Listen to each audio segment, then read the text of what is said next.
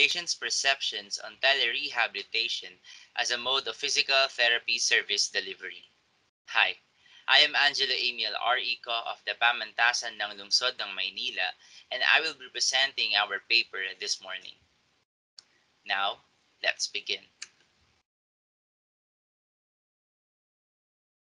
Due to the pandemic caused by COVID-19, physical rehabilitation services were affected due to the restrictions imposed by the authorities to prevent the spread of the virus. Telerehabilitation or telerehab was seen as the solution to still provide rehabilitative care to those who need it despite the existing limitations. Through it, physical therapists can provide their services to their patients and clients without compromising both of their safety. Since telerehab is a relatively new kind of service, studies about its effectivity or efficacy and patients' acceptance are still questionable. Therefore, this study was done to determine the perceptions of patients regarding the recorded facilitators or the factors that positively influence telerehab, and barriers or the factors that negatively influence telerehab to this mode of service delivery, and if they are satisfied and compliant to such service. To gather the necessary data, the researchers recruited patients that are at least 18 years old, who have experienced physical therapy through telerehab from a clinic or hospital in Metro Manila, and who can communicate with or without assistance. This study used a quantitative descriptive type of study design. The researchers formulated a self-reported survey questionnaire from the available literatures and was used to gather the data needed for the study. Gathered data from the participants were tallied and statistically treated by an independent statistician to objectively interpret the results.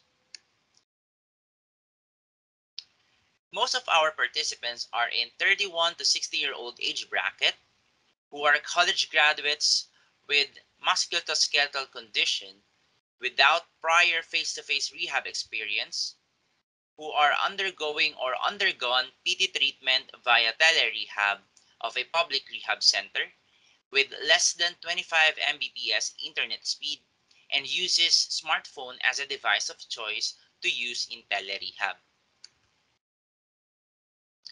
Findings showed that all the given facilitators, as you can see on your screen, were perceived by the participants during their telerehab sessions. Top facilitators include less travel time and cost and less exposure to external risk. This showed that the participants wanted to save time and cost without compromising their health. Meanwhile, although being perceived in telerehab sessions, convenience and accessibility scored the least among the given facilitators. This could mean that some factors at play, like the barriers, affect the participants' perception on both convenience and accessibility.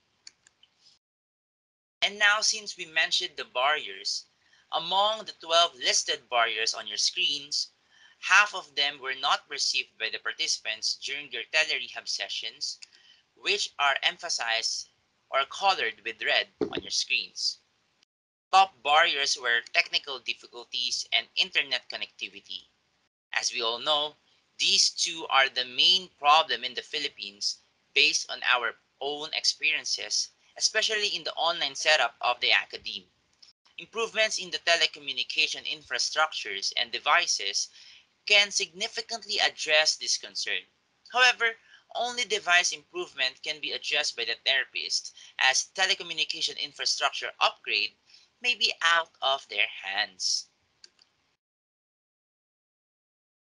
Meanwhile, participants generally did not consider telerehab as time-consuming, and that the clinic wherein the virtual therapist is located is deemed suitable for telerehab.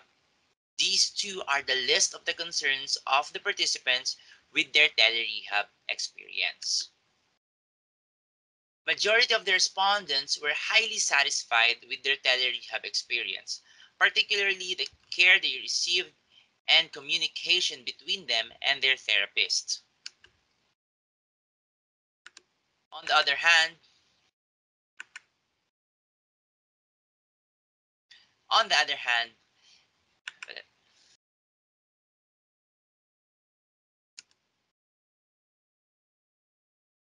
On the other hand, effectiveness of telerehab and platform usability may be in question in terms of patient satisfaction as they were at the bottom ranks. Nonetheless, they still got a satisfied score from the participants. Generally, the participants stated that the facilitators encouraged them to be compliant with their PT program via telerehab. Given barriers did not discourage them to continue the said program. And with that results, it is recommended that physical therapists should take into consider the results of this study to properly account all factors that may affect their current or future telerehabilitation services. In a more specific sense, PTs should integrate telerehab in their clinical practice to extend their services even to those who are far from them.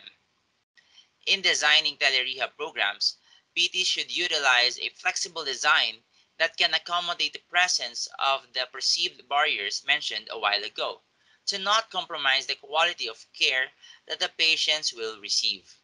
For example, PTs can provide recorded demonstration of the exercises that the patients can follow even during home exercise programs. PTs can also utilize using chats and text messages in giving instructions instead of video conferencing to accommodate internet connectivity issues. Moreover, PTs who are thinking that their patients have doubts in the efficacy of telerehab can refer to the results given by the participants of this study, which is translated to them being highly satisfied with telerehab as a mode of delivery for PT services. And lastly, future researchers should further study this topic to extend the available knowledge on telerehab by using larger sample size and utilizing other study designs. It is also recommended for to them. It is also recommended. Fucker, shit, marakia. And lastly, future researchers should further study this topic to expand the available knowledge on telerehab by using larger sample size and utilizing other study designs. It is also recommended to further improve the instruments used in this study to serve as a baseline instrument for future development of the topic.